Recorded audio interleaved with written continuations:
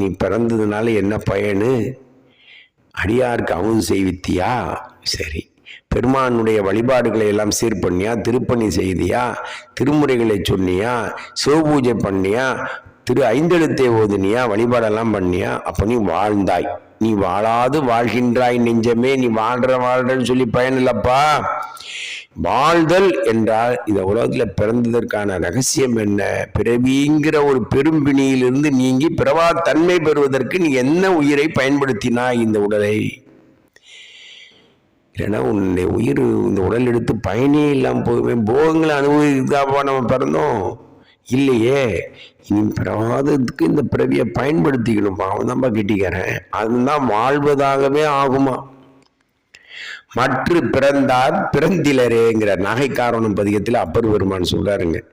மற்றவங்களாம் பிறந்தாங்கன்னா அவங்க பிறக்கவே இல்லைங்கன்ட்டாங்க.